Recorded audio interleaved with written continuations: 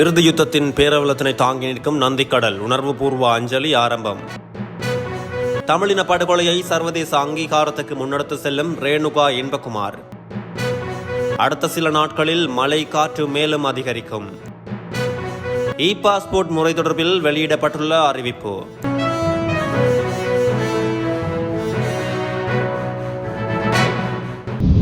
முள்ளிவாய்க்கால் பேரவலத்தின் 15ஆம் ஆண்டு நினைவாக இன்று அதிகாலை நந்திக்கடலில் மலர் தூவி ஈகை சுடரேற்றி அஞ்சலி செலுத்தப்பட்டுள்ளது. முள்ளிவாய்க்காலில் உயிர்நீத்த உறவுகளுக்கு முன்னாள் வடமாகாண சபை உறுப்பினர் துரைராசா ரவிகரன் இன்று நந்திக்கடலில் மலர் தூவி சுடரேற்றி உணர்வுபூர்வமாக அஞ்சலி செலுத்தியுள்ளார். குறித்த அஞ்சலியின் பின்னர் ரவிகரன் கருத்து தெரிவிக்கையில், எங்கள் பெருமைமிகு வரலாற்றின் சோகமான இறுதிக் காட்சிகளின் மௌனமான சாட்சியே இந்த நந்திக்கடல். ஏராளமான எங்கள் உறவுகளின் கண்ணீரும் செந்நீரும் கலந்துள்ள இந்த கடல் அன்னையை வணங்கி உயிர் நீத்த எங்கள் உறவுகளுக்கு மலர் தூவி அஞ்சலி செலுத்தியதாக குறிப்பிட்டுள்ளார். மேலும் இந்த அஞ்சலி நிகழ்வுகளில் முன்னாள் கரைத்துறைப்பற்று பிரதேச சபை உறுப்பினர் ஜெகதீசன், சமூக செயற்பாட்டாளர் பீட்டர் இளஞ்செழியன் ஆகியோரும் கலந்து கொண்டிருந்தமை குறிப்பிடத்தக்கது. இலங்கையில் உத்தியோகபூர்வமாக அங்கீகரிக்கப்படாத முள்ளிவாய்க்கால் நினைவு தினம். புலம்பெயர்ந்த தமிழர்கள் சர்வதேச ரீதியில் இதனை நினைவு கூறுகின்றனர் என்று ஆஸ்திரேலிய ஊடகம் ஒன்று செய்தி வெளியிட்டுள்ளது. முள்ளிவாய்க்கால் நினைவு தினம் எனப்படும் தமிழின படுகொலை நினைவு தினம் ஒவ்வொரு ஆண்டும் மே 18ஆம் தேதி அனுஷ்டிக்கப்படுகின்றது. இந்த நிலையில் ஆஸ்திரேலியாவின் இளம் தமிழ் செயற்பாட்டாளரான ரேணுகா இன்பகுமாரின் நேர்காணலை குறித்த ஊடகம் செய்தியாக தொகுத்துள்ளது. ரேணுகா தனது 10வது வயதில் ஈழத்தமிழ் எதிரிகளுக்காக போராட தொடங்கியுள்ளார். தற்போது 21 வயதாகும் அவர் தமிழீழ இனப்படுகொலை பற்றிய விழிப்புணர்வை ஏற்படுத்துவதுடன் மட்டுமல்லாமல் ஆஸ்திரேலியாவில் உள்ள ஈழத்தமிழ் எதிரிகளின் கதைகளை பகிர்ந்து கொள்ளவும் தனது குரலை தொடர்ந்தும் பயன்படுத்துகிறார். 2009ஆம் ஆண்டு 25 ஆண்டுகளாக நீடித்த இலங்கை உள்நாட்டு போர் முடிவுக்கு வந்ததாக அதிகாரப்பூர்வமாக அறிவிக்கப்பட்டுள்ளது. பொதுவாக தமிழ் புலிகள் என்று அழைக்கப்படும் தமிழீழ விடுதலை புலிகள் இலங்கை தமிழர்களுக்கு எதிரான பாகுபாடு மற்றும் துன்புறுத்தல்களால் உந்தப்பட்டு வடகிழக்கில் தமிழீழம் என்ற ஒரு சுதந்திர தமிழரசை நிறுவ போராடியுள்ளனர்.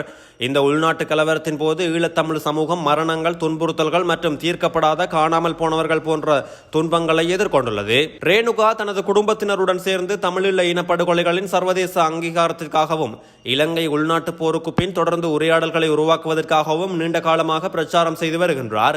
இப்போது வெஸ்டர்ன் சிட்னி பல்கலைக்கழகத்தில் தனது இளங்கலை சட்டம் கலைப்படிப்பை முடிக்கும் நிலையில் உள்ள ரேணுகா தனது வாழ்க்கையில் தனது சமூகத்திற்கு ஆதரவான மாற்றத்தை சுயாதீனமாக உருவாக்குவதை நோக்கமாக கொண்டுள்ளார் என்று ஆஸ்திரேலிய ஊடகம் குறிப்பிட்டுள்ளது.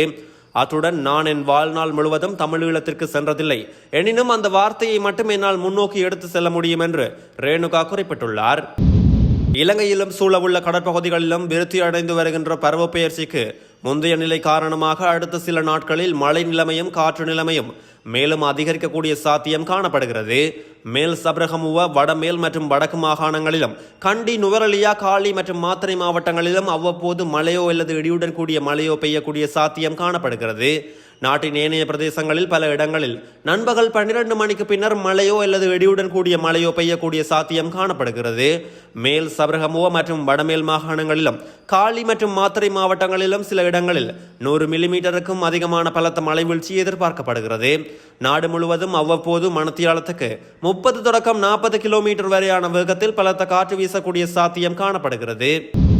இலங்கையில் இ பாஸ்போர்ட் முறையை அடுத்த சில மாதங்களில் அறிமுகப்படுத்த நடவடிக்கை எடுக்கப்படும் என பொது பாதுகாப்பு அமைச்சர் திரான் அலஸ் தெரிவித்துள்ளார். கொழும்பில் இடம்பெற்ற நிகழ்வொன்றில் வைத்து கருத்து தெரிவிக்கும் போது அவர் இந்த விடயத்தை கூறியுள்ளார். அத்துடன் பாதாள உலக மற்றும் குற்றச் செயல்களை தடுப்பதற்கு சாத்தியமான அனைத்து நடவடிக்கைகளும் எடுக்கப்படும் எனவும் அவர் குறிப்பிட்டுள்ளார்.